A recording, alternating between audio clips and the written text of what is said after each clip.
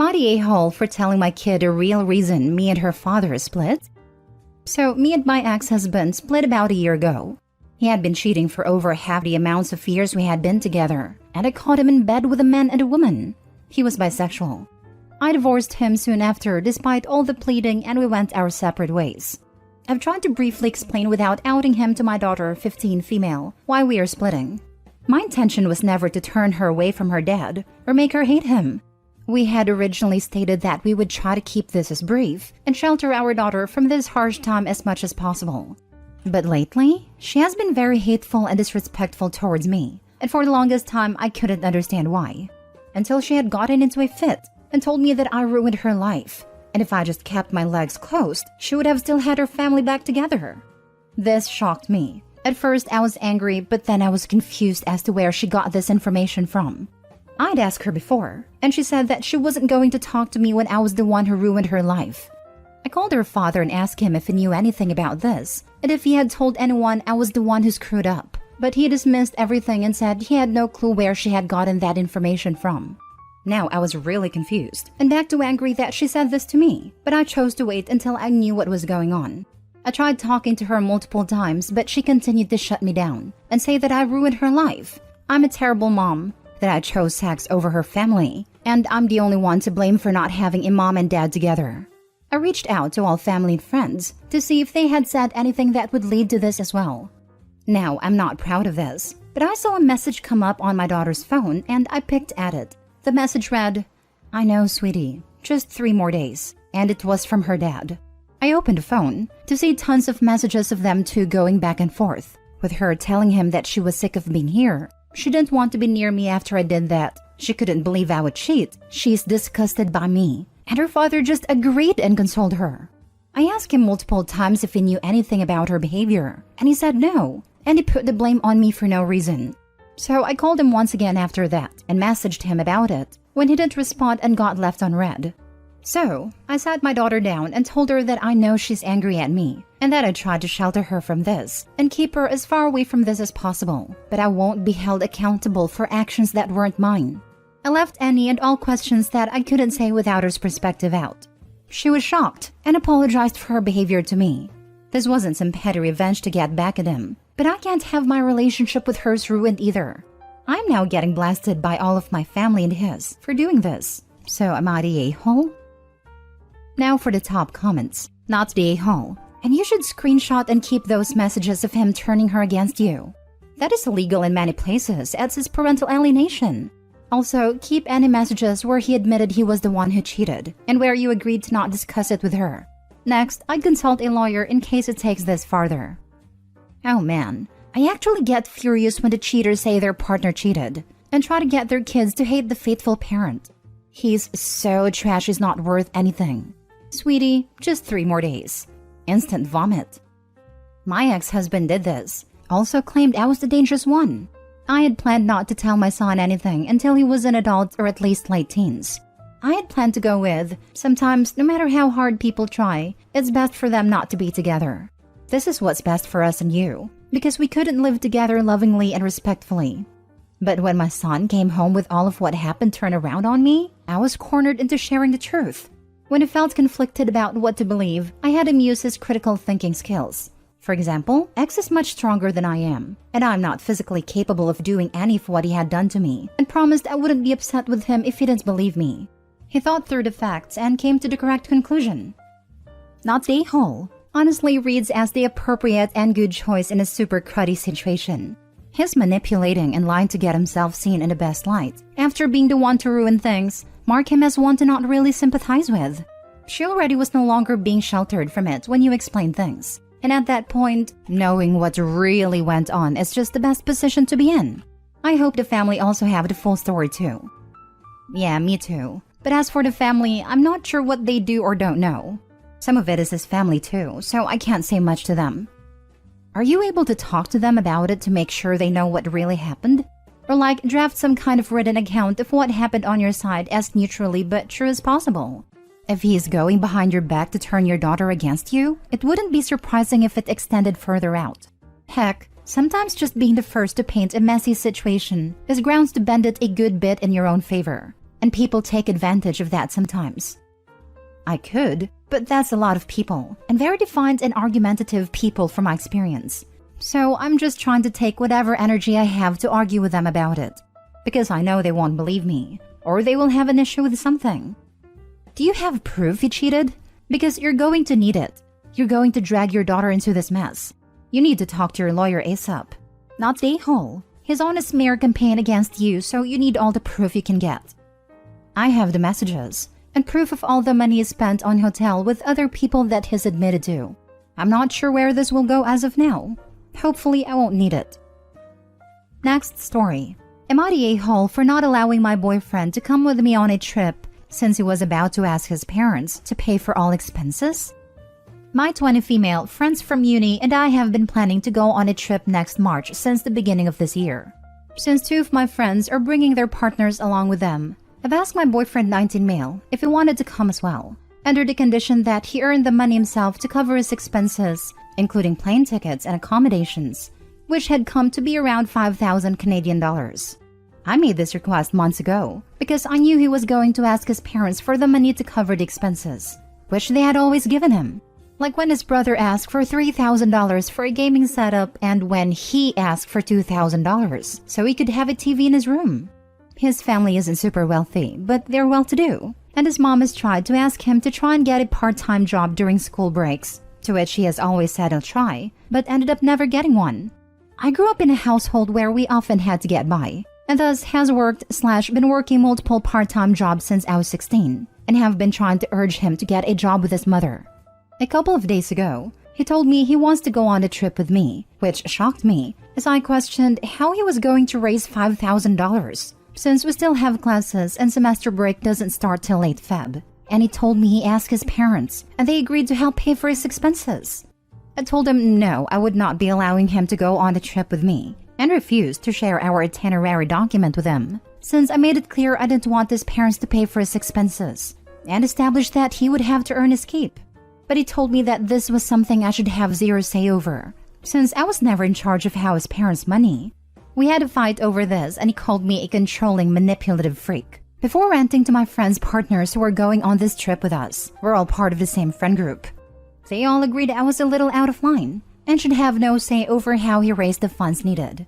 I don't want to rant to my other friends about this, since I don't want them to think badly of me or my boyfriend. But it really made me confused as I have no clue if I'm the one at fault here. Am I the a-hole? Everyone sucks here. Your boyfriend has obvious entitlement issues. You're the a-hole because you're leveraging a vacation to make a point and police your boyfriend's behavior. If his lack of job bothers you, break up. But don't be in a relationship and then humiliate and exclude somebody into becoming the person you actually want to date. Is Opie's mother not a healthy relationship dynamic at all? He acts like he needs a mother. I think Opie was smart. She now knows how lazy and entitled he is, and what a poor life partner he would make. I'm going with you're the a-hole, not because you insisted on him paying for himself, as it sounds like self-sufficiency is important to you, but because after all these months of knowing the kind of person he is, you were still dating him.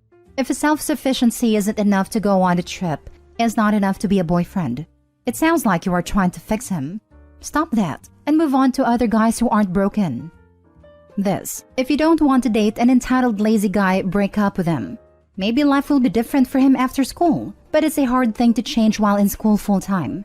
Also, a girlfriend trying to train a boyfriend into being self-sufficient is not the foundation of a relationship. He'll do it or he won't. This trip isn't the mechanism to make it happen. Entitled and lazy? He's 19, goes to college and his parents are well off. Stop judging men based on the value they bring like they're some cash cows. He has a kid for Pete's sake. Next story. Am I the a-hole for not wanting my husband to go to his ex's funeral? I'll admit I'm biased right off the bat. I couldn't stand her. I call her his ex to myself and others. I called her his friend. We're all in our early 40s and she died recently of aneurysm. I've been with him 10 years now, but he'd known her for 20 plus. The way he tells it is that they were friends in college, decided to date, got married, then realized they weren't a great couple and decided to just be friends. All that happened years before I met him. He was clear early on that she was important. A couple months into dating, it came up that his friend was actually his ex-wife. He explained the above to me, saying she was one of his closest friends and that it was purely platonic. I expressed some discomfort at him being so close to an ex, and he told me, "That's fine. If you have a serious issue with it, let me know now and save us some time, because I'll choose her. I like you and all, but I've known her for over 12 years, and she's one of the most important people in my life. You'll have to be okay with that if you want us to be a thing." When we were engaged, I asked again. He gave me this perplexed look and asked, why would us getting married affect my friendships? I sucked it up and went along. I resented every moment of knowing her, especially when we had to be social. She understood some part of him I couldn't. Her husband was friends with mine as well, so it's not like I could use him as an angle. They'd have lunch with the ex, they'd go to their geeky movies, and whatever. The few times I brought it up, he said, "We had this conversation before. You had your chance to back out." She died after they had lunch the other day on the way to her car. He spent a bunch of time crying, but honestly, I was relieved. He was working with her husband on funeral planning when I told him, "You don't think you're going, do you?" My argument summed up. She's dead, so she's not a factor anymore. He doesn't get to use his "she's my friend" excuse, since she doesn't exist anymore. He had his cry for a couple days. He gets to be done with mourning her already. There's no need for him to go to her funeral, since I wouldn't want her at his. He was the angriest I've ever seen him when I told him that, replying that he'll be going no matter how I feel, and that he's willing to burn this to the freaking ground while holding up his wedding band. Besides you, she was the closest friend in my life. Him, her husband, and my sisters are calling me an insensitive a-hole over this, all saying that there's no romantic aspect to their relationship and that I'm heartless. Her husband went as far as calling me a ghoul for how I've reacted. I never felt their relationship was appropriate, and I hid that for years because I wanted to be with my husband. Now that she's gone, I don't feel I should have to hide it anymore and can speak freely. Am I the a-hole for just wanting him to be done with her and for him to not attend a funeral? Now for the top comments. You're the a-hole. When he divorces you, he probably won't have to explain his friendship with you to the next woman. Because, seriously, who'd want to stay friends with a woman who treated you like this? How heartless. I really hope they don't have any children together, so when he divorces Opie, he can cut contact for good. If they had children, Opie would have mentioned that after she got pregnant. She again tried to convince him that he needed to give up his friendship. If she doesn't exist anymore, why are you still so jealous of her? He can't even leave you for her now, so I think it's time you got past it. You're the a-hole. You can speak freely, and you can leave after finding out how heartless you actually are. Fair enough. I bet he will leave her over this anyway, even when the ex is dead. 'Cause damn did you prove to be a crappy person. Last story. Am I the a-hole for not wanting to give my adult stepdaughter her own room in our new home? I, 35 female, have been with my husband, 43 male James, for 3 years, married for 18 months. He has a 21-year-old daughter from his previous marriage, Jane. Jane and I get along well, but she was already away at college by the time her dad and I got serious, so we don't have a very close relationship. James and I are looking to purchase a home together because our current home is not going to work for me in the long term due to some disabilities. We've found a few we liked, and we were discussing our options when I referred to the third room as the guest room. James asked what I meant, because that would be Jane's room. This led to an argument between us, because I don't think Jane needs a dedicated bedroom in our new home. She's renting her own place now, with roommates year-round, no more student housing, and she still has her room at her mom's house. Of course, she's always welcome to visit, and if she were to ever need to move back in, then we could adjust at a time. But as it stands, she is an adult moving on to the adult portion of her life, and it seems silly to dedicate a room for her when she'll use it for 2 weeks out the year max.